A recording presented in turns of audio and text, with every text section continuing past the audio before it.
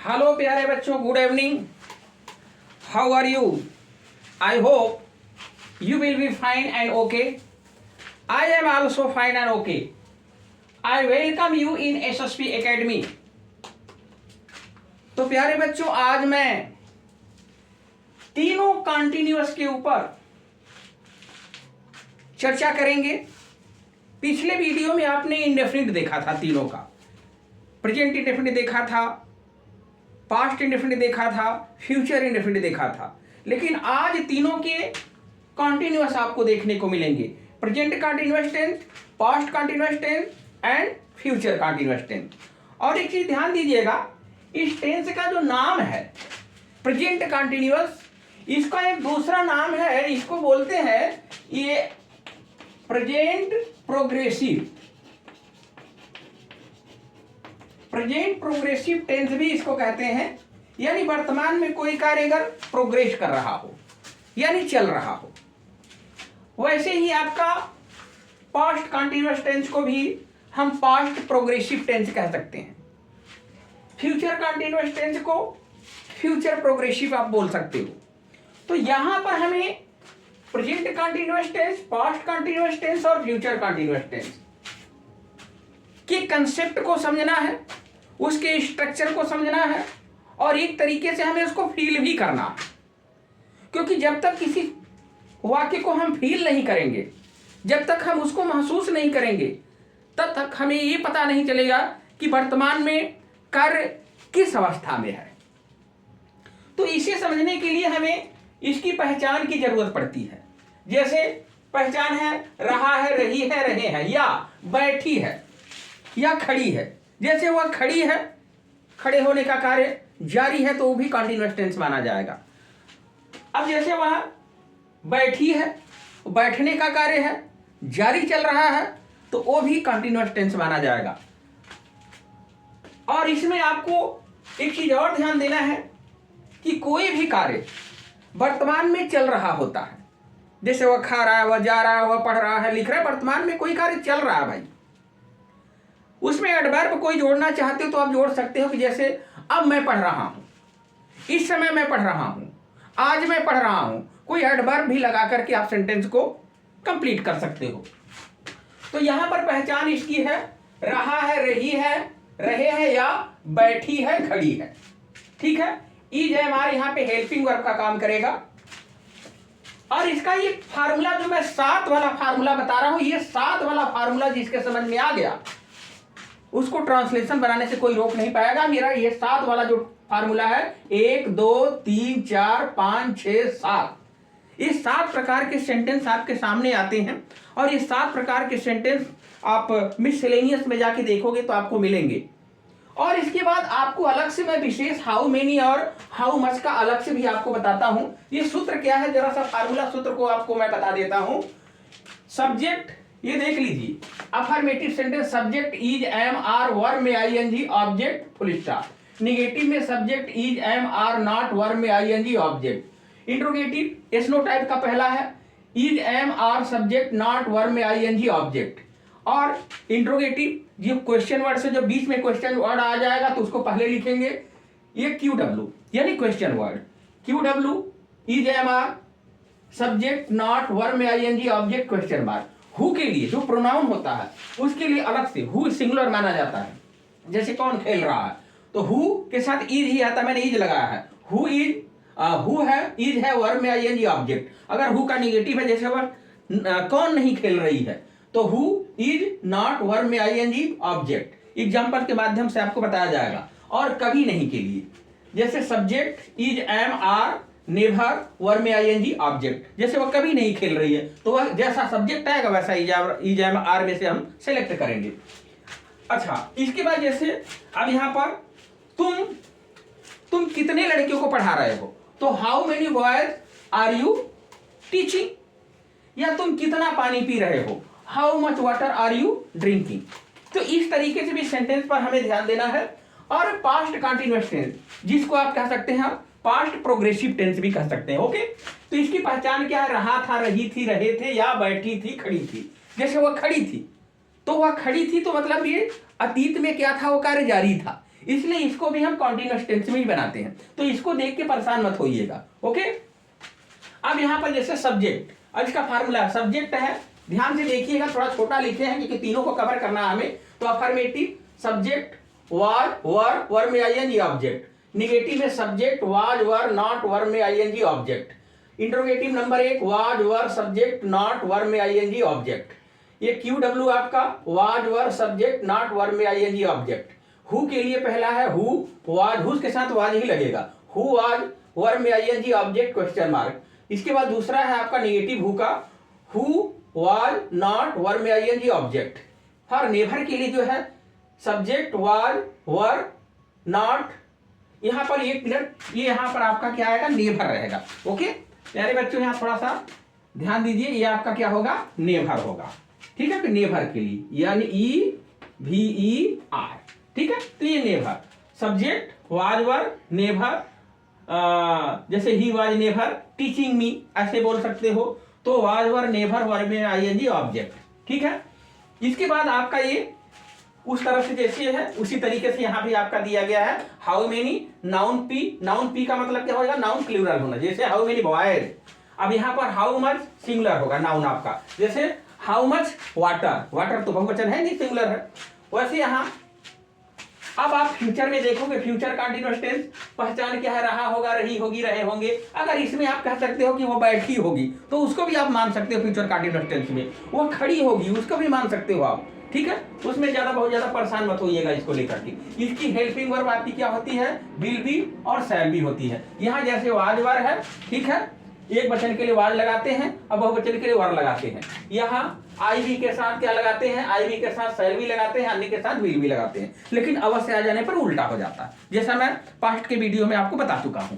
ठीक है, तो इन फार्मूला का प्रयोग करके, जैसे एक एग्जांपल मैं बता दे रहा हूं, जैसे मैं स्कूल जा रहा हूं, मैं स्कूल नहीं जा रहा हूं, क्या मैं स्कूल नहीं जा रहा हूं, मैं क्यों स्कूल नहीं जा रहा हूं, कौन स्कूल जा रहा है, कौन स्कूल नहीं जा रहा है, और इसके बाद मैं स्कूल कभी नहीं जा रहा हूं। इस तरह के सेंटेंस से आपको सातों एग्जाम्पल बताए जाएंगे। एग्जाम्पल को समझने की कोशिश करिएगा, उसका स्ट्रक्चर समझने की कोशिश करिएगा। एक सेंटेंस को साथ में बदलने का जो फार्मूला अगर आप जान जाओगे तो आपके लिए अति आवश्यक होगा, बहुत बेहतर रहेगा आपके लिए। ठीक है, तो ये 7 वाला जो आपका स्ट्रक्चर है, जो 7 वाला फार्मूला है, जो कंसेप्ट है, उसको अच्छे से समझो और दिमाग में उतारने की कोशिश करो। तो मैं बता रहा हूं, लेट्स बिगिन। ओके, हाँ तो प्यारे बच्चों, अब हम एग्जाम्पल के माध्यम से वो सातों जो फार्मूला है उसको समझने की कोशिश करेंगे और इसमें देखेंगे जैसे वह स्कूल जा रहा है। अब देखिए वह स्कूल जा रहा है, तो इसका आपको कल मैं पिछले वीडियो में आपको पहचानने के लिए बता दिया था कि ऑब्जेक्ट आपका कैसे पता लगाते हैं, क्या किसको से, लेकिन यहाँ आपको सब्जेक्ट का पता लगाना है। अब जैसे कौन स्कूल जा रहा है, ही। अब यहाँ जैसा कर्ता होगा उसी कर्ता के अनुसार आई आ जाएगा, एम कर दोगे। ठीक है, और ही सी इट है, किसी का नाम है तो इज कर दोगे, यू है, वी है, दे है, बहुवचन का है तो आर कर दोगे, या बहुवचन का कोई नाम है जैसे बॉयज आर, गर्ल्स आर, तो ये सब्जेक्ट के ऊपर आप इज एम आर का प्रयोग करोगे। आई है तो एम, एक वचन है तो इज, बहुवचन है तो आर। तो यहाँ पर सब्जेक्ट हो गया he is going to school. अब यहाँ पे वह, he is going to school, वह स्कूल जा रहा है, तो वह आपका सब्जेक्ट है। अब यहाँ पे ये प्लेस बता रहा है कहाँ जा रहा है, ये मुख्य क्रिया। अच्छा, एक चीज और ध्यान देते हैं, ये हमारी हेल्पिंग वर्ब यहाँ है। हेल्पिंग वर्ब कहते किसे हैं, थोड़ा सा ये समझ जाओ। हेल्पिंग वर्ब उस समय कहा जाता है जब हेल्पिंग वर्ब मुख्य क्रिया की क्या कर रही हो, सहायता कर रही हो। एक तरीके से आप देखोगे ये प्रेजेंट पार्टिसिपल होता है, क्योंकि ये क्रिया के मूल रूप में आईएनजी लगाया जाता है। क्रिया के सेकंड फॉर्म में आईएनजी नहीं लगा दोगे, थर्ड फॉर्म में आईएनजी नहीं लगा दोगे। क्रिया का जो मूल रूप होता है, यानी क्रिया का जो फर्स्ट फॉर्म होता है, उसमें आईएनजी लगता है। इस बात का विशेष रूप से ध्यान दीजिएगा। तो यहां हमें इसी 7 क्रम को समझना है। अगर 7 क्रम को आप समझ गए तो कोई भी वाक्य बना सकते हो। ठीक है, तो अब यहाँ पर जैसे वह स्कूल नहीं जा रहा है, he is not going to school, तो ये जो आपका है करता है, ये आपका हेल्पिंग वर्ब है, आपका मेन वर्ब है। क्यों? क्योंकि ये जो हेल्पिंग वर्ब है आपकी, ये क्या कर रही है, ये मेन वर्ब की क्या कर रही है, सहायता कर रही है। इसीलिए उसका नाम क्या पड़ा, सहायक क्रिया। जब मुख्य क्रिया अगर यहाँ आपको कह दिया जाएगा तो यहाँ सहायक क्रिया नहीं है। जैसे ही इज अ स्टूडेंट, यहां पर नहीं है सहायक क्रिया, ये आपका कंप्लीमेंट कहलाता है। क्यों? क्योंकि इसको जोड़ रहा। हेल्पिंग वर्ब तभी होती है जब आप मेन क्रिया की सहायता करता हुआ देख रहे हो। तो ये इज किसकी सहायता कर रहा है? गोइंग की, इसलिए इसका नाम हम देंगे सहायक क्रिया। ठीक है, तो सहायक क्रिया तभी कहा जाता है जब वो मुख्य क्रिया की सहायता कर रहा हो। अब दूसरा, वह स्कूल नहीं जा रहा है, he is not going to school. क्या वह स्कूल नहीं जा रहा है? Is he not going to school. देख लो, क्या पहले आ गया? तो इज पहले आ गया, आया ना। यस नो टाइप सेंटेंस में इज पहले आ जाता है। अब बीच में क्यों आ गया? जैसे वह क्यों स्कूल नहीं जा रहा, तो क्यों की अंग्रेजी पहले लिखा जाएगा वाई इज ही, क्योंकि अब यहां पर जो आपका ये आ रहा है, ये अगर जैसा करता होगा वैसा आपका ये आएगा। अगर यहाँ पे एक वचन है तो इज हो जाएगा, बहुवचन है आर हो जाएगा, आई है एम हो जाएगा। उसी तरह सब में जैसा करता होगा वैसी सहायक क्रिया होगी, सीधी सी बात। ओके, तो कर्ता को पहचानना है। अब देखिए, कौन जो इंट्रोगेटिव प्रोनाउन होता है मैं आपको बता चुका हूं। कौन स्कूल जा रहा है? Who is going to school. कौन स्कूल नहीं जा रहा है? Who is not going to school. अब आपसे पूछेगा कोई क्वेश्चन वर्ड, एक तरह से एज ए सब्जेक्ट के रूप में भी काम कर रहा है। तो इंट्रोगेटिव जो प्रोनाउन है, जो हु हुज हुम, जिसका केस बनता है भाई, हु नॉमिनेटिव होता है, हुज पजेसिव होता है, हुम ऑब्जेक्टिव होता है। तो यहां आपको ध्यान देना है कि who is going to school ये कर्ता का काम कर रहा है। क्वेश्चन वर्ड जरूर है, इंट्रोगेटिव प्रोनाउन है, लेकिन यहां पर हु के अनुसार इज ही आएगा, हु के अनुसार आर नहीं आएगा। ठीक है, क्योंकि हु को कंसीडर्ड सिंगुलर नंबर। तो who is going to school और who is not going to school, he is never going to school. जब यहां पे आओगे आप तो कर्ता लिखोगे ही। तो ये चीज ध्यान देना है, ध्यान देना है आपको कि वह स्कूल जा रहा है, वह स्कूल नहीं जा रहा है, क्या वह स्कूल नहीं जा रहा है, वह क्यों स्कूल नहीं जा रहा है, कौन स्कूल जा रहा है, कौन स्कूल नहीं जा रहा है, वह स्कूल कभी नहीं जा रहा है। अच्छा, अब नीचे देखिए, वह कितनी पुस्तकें पढ़ रहा है। तो हाउ, जो ये आपका हाउ मेनी बुक्स, अब हाउ मेनी बुक्स लिखोगे तो अब यहां पर आपको थोड़ी देर देखोगे कि बहुवचन है। नहीं, आपका जो सब्जेक्ट आया, सब्जेक्ट आपका कौन है यहाँ पे? वह है, वह सब्जेक्ट है तो वह के अनुसार यहाँ आएगा। अगर यहाँ बहुवचन आ गया तो आर हो गया, अगर एक वचन है तो इज हो गया, अगर यहाँ आई है तो एम हो गया। तो इसको देखते हैं कितना कितनी वाले में वह कितनी पुस्तक पढ़ रहा है। तो वह कितनी पुस्तक, तो हाउ मेनी बुक्स लिखोगे जरूर, लेकिन सहायक क्रिया किसके अनुसार आएगी? सब्जेक्ट के अनुसार। सब्जेक्ट क्या है? इज। दूसरा सेंटेंस देखिए, वह कितना पानी पी रहा है, तो हाउ मच वाटर आपने लगा दिया। अब यहाँ करता क्या है? ही के अनुसार क्या होगा? इज। अब आपका ड्रिंकिंग। तो ये हमें देखना है कि हमारा सेंटेंस का स्ट्रक्चर किस तरीके का, सब्जेक्ट की पहचान बराबर करते रहना हमें। जैसे सब्जेक्ट की पहचान में बता दिया था आपको कि क्रिया में कौन लगाओ, कौन जा रहा है, मिल जाएगा। वह जा रहा है, वह सब्जेक्ट है, कौन के उत्तर में जो मिलेगा दैट इज सब्जेक्ट। ओके, अब यहां पर एक चीज मैं यहां आपको समझा दूं, जैसे वह मैदान में खड़ी है, वह कुएं पर खड़ी है, ऐसे सेंटेंसेस को भी कंटीन्यूअस टेंस में ही बनाया जाता है। जैसे वह मैदान में खड़ी है, बच्चे यहां गफलत खा जाते हैं, ये की मात्रा के साथ उसको प्रेजेंट परफेक्ट मान लेते हैं। नो, ये कंटिन्यूटी चल रहा है, कंटिन्यूअस कार्य चल रहा है। तो यहां पर हमारा क्या होगा? She is standing in the field, ऐसे करेंगे। अब इस चीज को आप कोई भी सेंटेंस उठा के बनाया करो। जैसे वह खा रहा है, वह नहीं खा रहा है, क्या वह नहीं खा रहा है, वह क्यों नहीं खा रहा है, कौन खा रहा है, कौन नहीं खा रहा है, वह कभी नहीं खा रहा है। ऐसे 7-7 सेंटेंस, एक वाक्य उठाओ, एक सब सेंटेंस उठाओ और 7 क्रम बनाओ। और ये विशेष वाला आप अलग से समझ लिया करो, ये मैं अलग से समझा देता हूं, आपकी ट्रांसलेशन की समस्या प्रॉब्लम दूर हो जाएगी। अब पास्ट कंटीन्यूअस टेंस के ऊपर हम देखेंगे, इसी तरह की रिसर्च के ऊपर। Okay, next. हाँ, तो प्यारे बच्चों, अब यहाँ पर हम पास्ट कंटीन्यूअस टेंस के ऊपर चर्चा करेंगे, जिसकी पहचान होती थी रहा था, रही थी, रहे थे, या खड़ा था, खड़ी थी।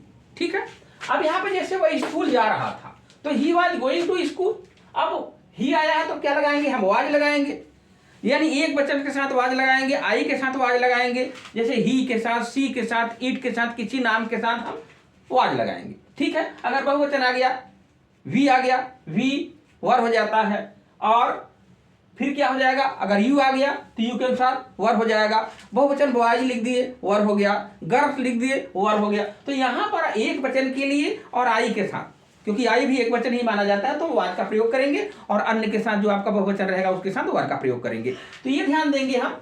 तो जैसा आपका सेंटेंस होगा वैसा आप इसको बनाएंगे। तो वह स्कूल जा रहा था, he was going to school. ठीक है, और वह स्कूल नहीं जा रहा था, he was not going to school. लेकिन आपको समझना होगा कि ये सब्जेक्ट है, ये सहायक क्रिया है, मुख्य क्रिया है, ये तो प्लेस बता रहा, कहाँ जा रहा। स्कूल जा रहा है, दैट इज प्लेस। अब प्लेस बताने वाला शब्द क्या, एडवर्ब की तरफ संकेत होता है उसका। ओके, तो यहाँ पर अब यहाँ पर he was not going to school, वह स्कूल नहीं जा रहा था। क्या वह स्कूल नहीं जा रहा था, was he not going to school. तो आपका क्या वाले में सहायक क्रियाभार होता है, जैसे क्या के लिए क्या हो, सहायक क्रियाभार हो गया। अब यहाँ पर वह क्यों स्कूल नहीं जा रहा था, why was he not going to school, उसी तरीके का है जैसे प्रेजेंट कंटीन्यूअस टेंस को आपने समझा, उसी बेस पर आपको पास्ट कंटीन्यूअस टेंस को समझना, ओनली हेल्पिंग वर्ब आपको चेंज कर देना है।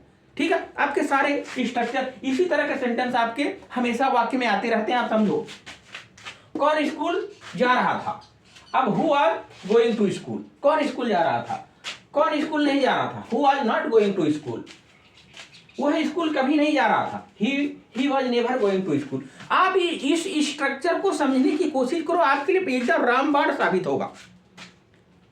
अगर एक एक वाक्य का आपने एक एक टेंस का आपने 7 बनाया तो 12 से 84, एक वाक्य को आप 84 में चेंज कर सकते हो। ये आपकी जिंदगी के लिए बहुत ही यूजफुल होगा। आप टेंस भी नहीं भूल पाओगे, आप पहचान भी नहीं भूल पाओगे, और सेंटेंस का जो स्ट्रक्चर होगा वो भी नहीं भूल पाओगे। तो हमेशा आप ध्यान रखो, इस 7 वाला फार्मूला मेरा ध्यान रखिए, और ये नीचे विशेष रूप से जो होता है वो मैं विशेष में अलग से बता देता हूँ आपको।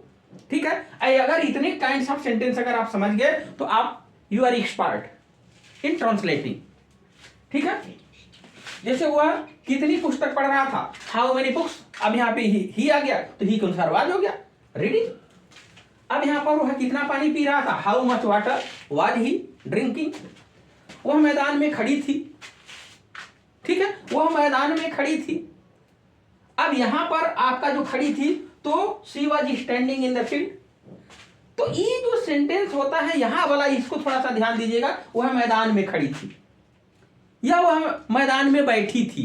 ये सेंटेंस भूलने की कोशिश मत करिएगा। जैसे चिड़िया पेड़ पर बैठी थी, अध्यापक कुर्सी में बैठे थे, ये सब सेंटेंस क्या होते हैं, कॉन्टिन्यूअस होते हैं। और इसका जैसे आपका इसको भी कह सकते हो पास्ट प्रोग्रेसिव टेंस, ये कॉन्टिन्यूअस आपका है, पास्ट कॉन्टिन्यूअस टेंस का दूसरा नाम है पास्ट प्रोग्रेसिव टेंस। ठीक है, तो ये स्ट्रक्चर आप कोई भी सेंटेंस उठाओ 7 बनाओ। ठीक है, अब फ्यूचर का भी हम देख लेते हैं। तो प्यारे बच्चों, यहां पर आप फ्यूचर कॉन्टिन्यूअस टेंस की तरफ हम ध्यान देंगे। ये फ्यूचर कॉन्टिन्यूअस टेंस, जिसको आप फ्यूचर प्रोग्रेसिव टेंस आप कह सकते हो, इसमें देखो उसी तरह का सेंटेंस, बस हेल्पिंग वर्ब चेंज कर देने से आपका तीनों कॉन्टिन्यूअस कवर हो जा रहा। जैसे वह स्कूल जा रहा होगा, he will be going to school. जैसे मैं बता चुका हूं कि आई और बी के साथ शैल भी लगता है और अन्य के साथ विल भी लगता है। ये बात ध्यान दीजिएगा, अगर यहाँ करता आपका आई आ गया या बी आ गया तो आपका शैल भी हो जाएगा, इस चीज को ध्यान रखिएगा। अवश्य आ जाने पर उल्टा हो जाता है, ये आपको मैं बार बार बता रहा हूं। तो वह स्कूल जा रहा होगा, ही विल बी। अब आपको समझ में आना चाहिए कि ये विल बी ये क्या कर रहा, एक तरह से अब सहायता कर रहा है किसकी, मुख्य क्रिया की। तो he will be going to school, वह स्कूल नहीं जा रहा होगा, he will not be going to school. क्या वह स्कूल नहीं जा रहा होगा, तो उत्तर भी यस नो टाइप में देते हैं, यस नो टाइप का। तो will he not be going to school, वह क्यों स्कूल, तो क्यों बीच में आ गया तो पहले इसको लिखेंगे क्वेश्चन वर्ड, वह क्यों स्कूल नहीं जा रहा होगा, why will he not be going to school. कौन स्कूल जा रहा होगा, who will be going to school. कौन स्कूल नहीं जा रहा होगा, who will not be going to school. वह स्कूल कभी नहीं जा रहा होगा, he will never be going to school. अब यहाँ सेंटेंस देखो तो वह कितनी पुस्तक पढ़ रहा होगा, तो how many books will he be reading. अब यहाँ हो गया वह कितना पानी पी रहा होगा, तो हाउ मच वाटर विल। यहाँ बिल, और इसमें ध्यान देना है कि कर्ता के बाद यहाँ बिल लगाएंगे, ये बिल लगाने के बाद कर्ता लिखेंगे, फिर इसके बाद बी लिखेंगे। फिर वैसे यहाँ भी है हाउ मच वाटर दिया गया है, अब इसके बाद बिल रखेंगे, फिर कर्ता लिखेंगे, उसके बाद भी रखना है। अगर नाट वगैरह कहीं रखने की जरूरत आपको पड़ जाए तो ही के बाद ही नाट लगा पाएंगे। ओके, अब यहाँ पर जैसे वह मैदान में खड़ी होगी, वह मैदान में बैठी होगी, तो ऐसे भी सेंटेंसेस को भी कंटिन्यूअस टेंस में ही बनाते हैं। जैसे she will be she will be standing in the field. तो ये कॉन्टिन्यूअस को कवर करने का मतलब, ये कॉन्टिन्यूअस को समझने की कोशिश करो कि वर्तमान में कोई कार्य चल रहा होता है, वर्तमान में कोई एक्शन चल रहा होता है, उसी चीज को हम कॉन्टिन्यूअस टेंस में ले जाते हैं। चाहे वो प्रेजेंट कंटिन्यूअस टेंस में हो, चाहे पास्ट कंटिन्यूअस टेंस में हो, चाहे फ्यूचर में। हाँ, ये चीज और ध्यान देते हैं, बड़े महत्वपूर्ण बात है कि जो पास्ट कंटिन्यूअस टेंस होता है या फ्यूचर कंटिन्यूअस टेंस होता है, उसमें कोई ना कोई थोड़ा सा फील करते हैं, थोड़ा अर्थ अन्य तरीके से जुड़ा होता है। जैसे पास्ट कंटिन्यूअस टेंस में जब मैं घर पहुंचा तब वह सो रही थी, जब मैं देखा तब वह खेल रही थी। ऐसे भी सेंटेंस वाक्य के जिसको क्लाज बनाने के काम में आते हैं, तो ऐसे सेंटेंस होते रहते हैं। ठीक है, तो बहुत ज्यादा उसके लिए परेशान मत होइएगा। क्लाज आते हैं तो क्लाज में आप उसको जोड़ दिया करिएगा। जैसे वह जा रही होगी, तो अब ये जो सेंटेंस बता रहा है फ्यूचर की तरफ, ये महसूस कर रहा है कि वो टाइम उसको समझ में आ रहा है कि इस टाइम को जा रही होगी। ठीक है, तो ये टुमारो का जो प्रयोग होता है किस कहाँ प्रयोग करते हैं, ये फ्यूचर में करते हैं। यस्टरडे का प्रयोग कहाँ करते हैं, पास्ट में करते हैं। टुडे का प्रयोग अक्सर हम कहाँ करते हैं, प्रेजेंट में करते हैं। तो जो एडवर्ब वगैरह आते हैं, now, here, there, in time, on time, at time, इसको अंतिम में लगा दिया करिए अगर आपको आ जाता है। जैसे अब मैं जा रहा हूं तो I am going now. Okay, तो इस तरीके से। तो thanks for watching for you, आप देखते रहो, आपको बहुत बहुत जानकारी मैं देने वाला हूं। नेक्स्ट वीडियो जो भी आएंगे, आपको जितनी मेरे अंदर कैपेसिटी ताकत है मैं आपको सिखाने में झोंक दूंगा, ये मेरा वादा है। तो thank you so much, good luck, bye bye.